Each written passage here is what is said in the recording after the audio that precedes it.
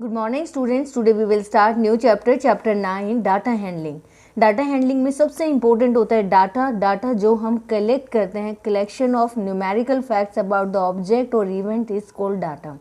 जैसे कहीं भी हमारा कलेक्शन होता है, जैसे न्यूमेरिकल फैक्ट मीन्स इवेंट, आप किसी के घर गए, आपने चेक किया कि कितने पर्सन एक फैमिली में रहते हैं, तो जो पॉपुलेशन का जो डाटा होता है वो हम कलेक्ट करते हैं। कितने लिटरेट हैं, कितने इलिटरेट हैं, कितने 10th तक पास हैं, कितने 12th तक पास हैं। तो ये डाटा जब हम कलेक्ट करते हैं तो एक फॉर्म में आता है, तो उस फॉर्म को हम कहते हैं डाटा। जैसे कलेक्शन ऑफ न्यूमेरिकल फैक्ट्स, जो चीज़ें अवेलेबल हैं उनको जब हम कलेक्ट करते हैं तो अपना एक डाटा फॉर्म होता है। तो उस डाटा फॉर्म की सबसे पहले observation, each entry in the data collected as a numerical fact, जो ऑब्जर्वेशन होती है, जो भी हम एंट्री करेंगे जैसे वो न्यूमेरिकल फैक्ट होनी चाहिए। मतलब कोई ऐसी चीज़ हम नहीं ले सकते जो न्यूमेरिकल फैक्ट ना हो। कोई ऐसा फैक्ट नहीं होना चाहिए जो एग्जिस्ट ही नहीं करता। कोई ऐसी चीज़ हम कलेक्ट नहीं कर सकते, मतलब जो एग्जिस्ट ही नहीं करता और हमने ऐसे ही बोल दिया कि हमने ये कलेक्शन किया है। तो कलेक्शन फैक्ट होना चाहिए, न्यूमेरिकल फैक्ट होना चाहिए। नेक्स्ट सबसे इम्पोर्टेंट जो पॉइंट है आपका रो डाटा है। कई बार डायरेक्ट पूछ लिया जाता है कि रो डाटा क्या है। जो इनिशियली जो ओरिजिनल ऑब्जर्वेशन हम लेके आते हैं वो हमारा रो डाटा होता है। फिर उसके अंदर एक प्राइमरी डाटा भी होता है। प्राइमरी डाटा वो डाटा होता है जो collected directly from the source, जहाँ हम जो सोर्स है वहाँ से डायरेक्टली कलेक्ट करते हैं, वो डाटा आपका प्राइमरी डाटा होता है।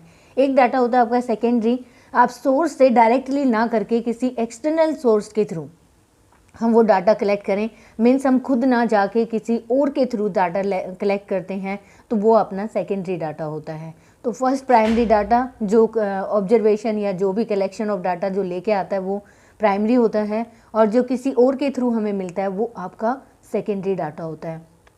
ये आपके एग्ज़ाम में डायरेक्टली पूछ लिए जाते हैं, इसलिए प्लीज़ ये बहुत इंपॉर्टेंट है कि आपको पता होना चाहिए कि रो डाटा क्या होता है, प्राइमरी डाटा क्या होता है, सेकेंडरी डाटा क्या होता है। नेक्स्ट, कई बार कम्पिटिटिव एग्जाम में एरे ऑफ डाटा पूछा जाता है।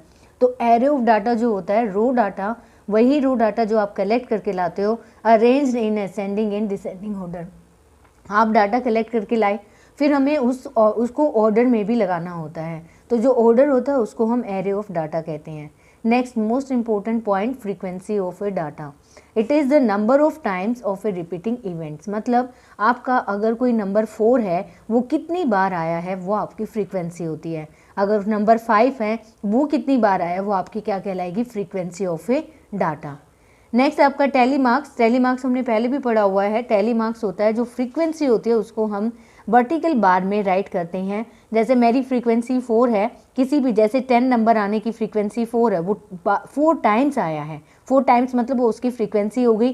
50 है, वो 5 टाइम्स आया है, वो उसकी फ्रीक्वेंसी हो गई। 60 है, वो 7 टाइम्स आया है, तो वो उसकी फ्रीक्वेंसी हो गई। अब टैली मार्क्स में कैसे रिप्रेजेंट करते हैं, this is your vertical bar. ये वर्टिकल बार है, अगर मुझे 4 रिप्रेजेंट करना है तो मैं 4 वर्टिकल बार लगाऊंगी, तो ये आपका टैली मार्क्स हो जाएगा।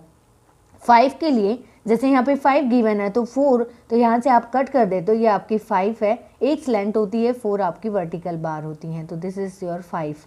नेक्स्ट अगर आपको 7 लेना है तो 5 तो एज इट इज़ राइट करोगे, 2 बचे हैं तो वो 6 और 7 हो जाएंगे, तो ये आपका टैली मार्क्स हो गया। Now graph, come to the point of graph. Mainly 3 types के ग्राफ हैं हमारे। पहला सबसे पहले बार ग्राफ। सबसे पहले तो अपना इस चैप्टर में पिक्टोग्राफ है। पिक्टोग्राफ वो होता है जब हम किसी भी डाटा को पिक्चर फॉर्म में रिप्रेजेंट करते हैं।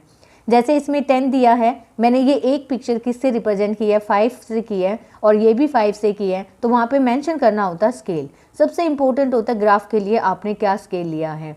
मेनली जिसको स्केल समझ में आ गया उसको ग्राफ राइट करने में, ड्रॉ करने में कोई प्रॉब्लम नहीं होगी। अगर आप पिक्टोग्राफ ले रहे हो तो आपका स्केल डिफाइन होना चाहिए, जो आप ये सिंबल ले रहे हो ये किसको रिप्रेजेंट कर रहा है। तो मेरे इस केस में मैंने 10 और 15 का जो एग्जाम्पल लिया है, ये जो बॉल है ये किसको रिप्रेजेंट कर रही है, 5 को रिप्रेजेंट कर रही है।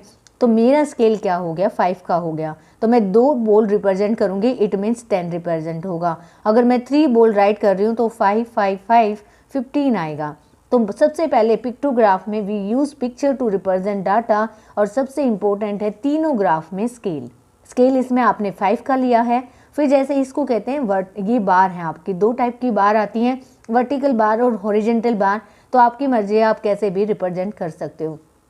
ये आपकी एक एक्सिस होती है, ये सेकंड एक्सिस होती है। इस पे हम जनरली क्या लिखते हैं, जो डाटा ऊपर गिवन होता है वो यहाँ पे होता है, और जो फ्रीक्वेंसी होती है वो यहाँ पे होती है। गिवन डाटा जैसे आपको ईयर दे रखे हैं या डेज दे रखे हैं या जो भी दे रखा है वो इस लाइन पे होता है, और यहाँ जो फ्रीक्वेंसी होती है, मतलब जो फ्रीक्वेंसी मीन्स कितनी बार वो चीज़ आई है, वो यहाँ पे होती है।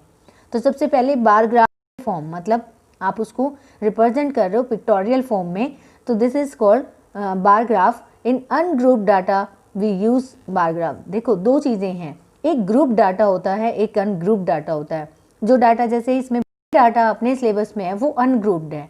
जैसे मैंने 30 स्टूडेंट लिए, 30 स्टूडेंट के टेस्ट के मार्क्स दिए, उस किसी के 2, 3, 4, 5, ये अनग्रुप डाटा है। ग्रुप डाटा क्या होता है, जैसे आपके नंबर लाई करेंगे, ये रिप्रेजेंट होता है बाय द हिस्टोग्राम।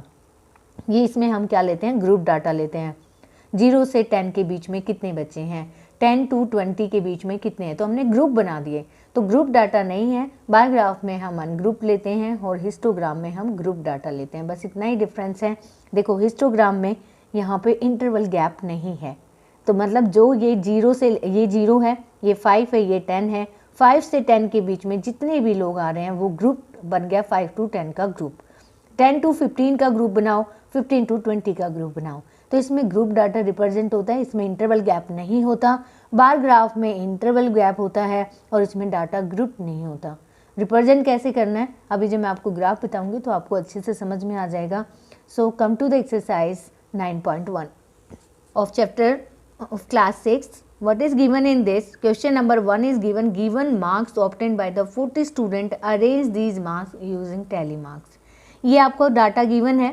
डाटा क्या है, 40 स्टूडेंट्स का है जिनके मार्क्स ऑब्टेन हुए हैं आउट ऑफ 10। 10 में से किसी के 8 आए हैं, 1 आए हैं, 3, 7, तो ये 40 स्टूडेंट्स का मैंने डाटा कलेक्ट किया है। अब ये कह रहे हैं कि इसको किस में रिप्रेजेंट करो, सिर्फ अरेंज करो, रिप्रेजेंट नहीं करना। Arrange the marks using tally marks. देखो अरेंज करने का मतलब ये है कि सबसे पहले आप मार्क्स लोगे, क्या आपके नंबर मिनिमम क्या है 1 और हाईएस्ट क्या है आपके 9। तो सबसे लोवेस्ट मार्क्स हैं 1 और हाईएस्ट क्या है आपके 9। तो नंबर आ रहे हैं आपके 1 to 9। तो सबसे पहले आप मार्क्स लिख लो 1 to 9। 1 लेने वाले कितने स्टूडेंट हैं, अब काउंट करो 1 लेने वाले कितने स्टूडेंट हैं, एक और एक, 2 ही स्टूडेंट हैं जिनके कितने आए हैं, number of students getting marks 1। अब आ जाओ 2 मार्क्स लेने वाले कितने स्टूडेंट हैं, 1, 2, 3, तो 3 ही स्टूडेंट हैं जिनके मार्क्स आए हैं कितने 3। अब 3 मार्क्स लेने वाले स्टूडेंट कितने हैं, तो काउंट कर लो 3 ही हैं 3 मार्क्स लेने वाले स्टूडेंट, एक ये है, एक ये और एक ये, तो 3 स्टूडेंट हैं जिनके मार्क्स कितने आए हैं 3। 4 मार्क्स लेने वाले कितने स्टूडेंट हैं, काउंट द नंबर, 4 कितनी बार आया है, 1, 2, 3, 4, 5, 6, 7, तो आपका 7 टाइम्स आया है, तो आपके 4 मार्क्स लेने वाले 7 स्टूडेंट हैं। ऐसे ही आपको 5, 6, 7 और 8, 9 मार्क्स यहीं से आपको काउंट करने हैं कि 9 लेने वाले कितने स्टूडेंट हैं, तो 9 लेने वाले भी कितने स्टूडेंट हैं आपके 3 स्टूडेंट हैं। आप इजीली देख पा रहे हो कि हम इजीली कलेक्ट कर पा रहे हैं कि 9 के कितने स्टूडेंट हैं, 9 मार्क्स लेने वाले 3 स्टूडेंट हैं। तो आपको पहले आपने सिर्फ डाटा अरेंज किया है। डाटा अरेंज करने के बाद अब इसका टैली मार्क्स के लिए इसने बोला है, तो टैली मार्क्स आपको पता है कि 2 हैं तो 2 वर्टिकल बार आएंगी, 3 हैं तो 3 वर्टिकल बार आएगा, नेक्स्ट 3 है तो वर्टिकल बार, एंड देन 7 के लिए हम 1, 2, 3, 4 राइट करेंगे और एक आपकी स्लैंग जाएगी 5 के लिए, 6 and 7। तो you can represent the tally marks easily by this given figure. आपका 7 है, देखो 1, 2, 3, 4, 5 यहाँ आ गया, 6, 7, फिर 5 है तो 1, 2, 3, 4, this one is 5, this is 4 vertical bar and 3 vertical bar. अब ये कहता है find how many students obtain equal और मोर देन 7 मार्क्स। तो आप देखो इक्वल एंड, देखो दोनों कंडीशन है यहाँ पे, इक्वल भी है और मोर देन 7। मोर देन 7 वाले मार्क्स, तो यहाँ पे आ जाओ, मार्क्स यहाँ है, मोर देन 7, इक्वल भी, तो यहाँ से शुरू हो जाएंगे हम 7 मार्क्स लेने वाले 5 हैं, फिर 7 से ज़्यादा मार्क्स लेने वाले 4 और 9 हैं। कुछ बच्चों ने 8 मार्क्स भी लिए हैं, कुछ बच्चों ने 9, तो आप इनको टोटल काउंट करोगे तो आपके कितने आएंगे, तो देखो 7 के इक्वल 5 और 8 मार्क्स लेने वाले 4 स्टूडेंट, 9 मार्क्स लेने वाले 3 स्टूडेंट, तो टोटल मिला के ये कितने स्टूडेंट हो गए आपके 12 स्टूडेंट। तो इसका आंसर आपका 12 हो जाएगा। नेक्स्ट क्वेश्चन, नेक्स्ट इसने पार्ट पूछा है how many student obtain below 4। देखो अब इक्वल 4 नहीं बोला है, 4 से कम, 4 से कम 1 मार्क्स लेने वाले, 2 मार्क्स लेने वाले और 3 मार्क्स लेने वाले स्टूडेंट काउंट करने हैं। तो 3 मार्क्स लेने वाले 3 हैं, 2 मार्क्स लेने वाले भी 3 हैं, 1 मार्क्स लेने वाले भी 2 हैं। तो इसको जब आप ऐड करोगे तो 3 3 6 7 8, तो 8 स्टूडेंट्स हैं जिनके मार्क्स बिलो देन 4 हैं, 4 से कम हैं। कितने स्टूडेंट हैं आपके? 8 स्टूडेंट हैं। Now this is question number 1। Now come to the next question. Question number 2, given that the choice of sweets of 30 students. Class में 30 स्टूडेंट्स हैं, उनकी जो स्वीट्स की चॉइस हैं वो किसी को लड्डू पसंद है तो किसी को बर्फ़ी। तो यहाँ पे जो डिशेज़ हैं वो पहले ही मैंने मेंशन की हैं। सबसे पहले एक तो लड्डू है, नेक्स्ट बर्फ़ी और एक जलेबी है, रसगुल्ला। तो ये 4 डिशेज़ हैं जिनमें स्वीट्स हैं, जैसे लड्डू, बर्फ़ी, जलेबी एंड रसगुल्ला।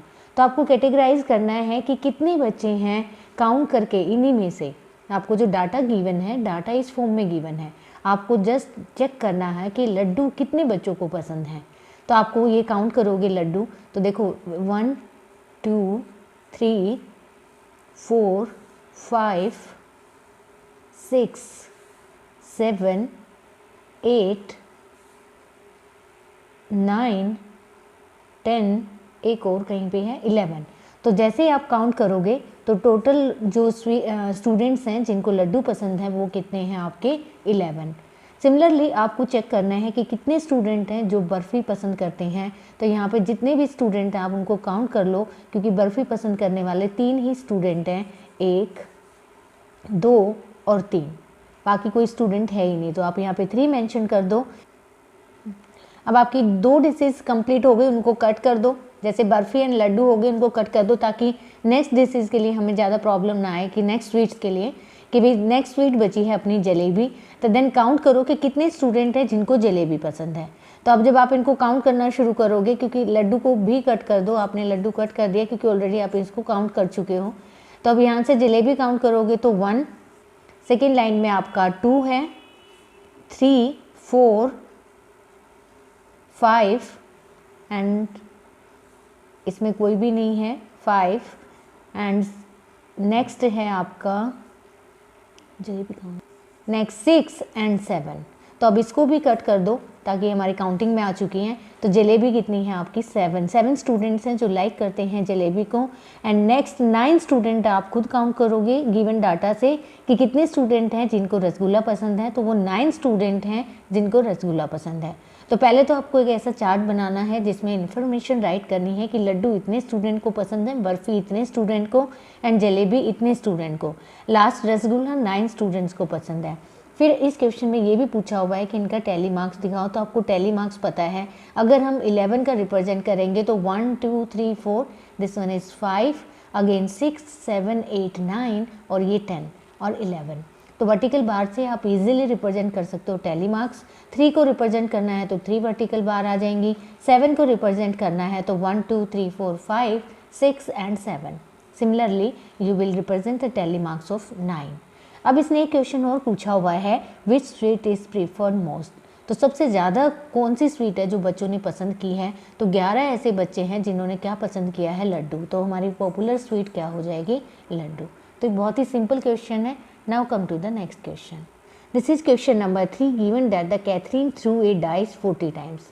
तो वो जो 40 टाइम्स डाइस को थ्रू करती हैं, आपको पता है डाइस में नंबर होते हैं 1 2 3 4 5 6। तो आपको ये पता होना चाहिए क्योंकि आप भी गेम खेलते हो तो आपको ही पता है कि ये नंबर होते हैं। जब उसने फर्स्ट टाइम थ्रो की तो 1 आया, नेक्स्ट किया तो 3 आया, उससे नेक्स्ट किया तो 5 आया। इस तरह की observation I when she through a dice 40 times. तो अब आपको ये कलेक्ट करना, देखो नंबर 1 2 3 4 5 6 ही हैं, अदर देन 1 2 3 4 5 6 नंबर हो ही नहीं सकते। अगर आपको इसका चार्ट बनाना है, टेबल बनानी है तो नंबर लिखोगे 1 2 3 4 5 6। बस अब आपको उस गिवन डाटा में ये चेक करना है कि 1 कितनी बार आया है। तो आप वहाँ पे चेक करोगे तो 1 आया है आपका 7 टाइम्स और 2 आया है आपका 6 टाइम्स, 3 आया है 5 टाइम्स एंड 4 आया है 4 टाइम्स। 5 चेक कर लो, 11 टाइम्स आया हुआ है एंड 6 आया है आपका 7 टाइम्स। तो ये आप डाटा से इजीली चेक कर लोगे और आपको 2 क्वेश्चन ऑलरेडी मैं करवा चुकी हूँ जिनमें हमने चेक कर लिया है। अब आपको इसका क्या रिप्रेजेंट करना है, टैली मार्क्स। तो अगर हम 7 का टैली मार्क्स दिखाएंगे तो 1 2 3 4 5 आपका स्लैंट आता है, 4 आपकी वर्टिकल बार होती हैं, 6 एंड 7। आपको अगर 6 रिप्रेजेंट करना है तो 1 2 3 4 वर्टिकल बार, एक स्लैंट होती है 5 and this one is 6। Now represent 5 as a tally marks, 1 2 3 4 and this is 5। 4 को रिप्रेजेंट करना है तो 4 वर्टिकल बार से रिप्रेजेंट कर सकते हैं। 11 को रिप्रेजेंट करने के लिए 5 5 का पेयर बनाओगे, पहले 1 2 3 4 5, अगेन राइट 6 7 8 9 10 एंड 11। 7 के लिए अगेन 1 2 3 4 5 6 एंड 7। अब यहाँ कुछ क्वेश्चंस गिवन है। सबसे पहले उसने पूछा है मिनिमम नंबर ऑफ टाइम्स। देखो जो आपने इन्फॉर्मेशन कलेक्ट कर ली तो आप इन क्वेश्चंस के आंसर तो बड़ी इजीली दे पाओगे। मिनिमम नंबर ऑफ टाइम, सबसे कम टाइम कौन सा नंबर आया, तो आपका 4 है जो सबसे कम टाइम्स आया हुआ है। तो 4 नंबर आपसे पूछा, नंबर है कितनी बार आया है, 4 टाइम्स, तो आपका आंसर क्या हो जाएगा 4। नेक्स्ट है maximum number of times. Maximum number of times आपका यहाँ 11 है तो नंबर क्या है 5। 5 नंबर है जो 11 टाइम्स आया हुआ है तो वो नंबर आपका क्या हो जाएगा 5। अब ये कह रहा है इक्वल नंबर ऑफ टाइम्स, तो यहाँ इक्वल नंबर ऑफ टाइम्स एक तो ये है और 7 टाइम्स कौन आया है 1 और 6। तो यहाँ पे दोनों नंबर राइट करोगे, 1 एंड 6 दो इक्वल टाइम्स आए हैं, दोनों कितनी बार आए हैं 7 टाइम्स। तो this is your question number 3. I hope you will try this exercise. Have a good day.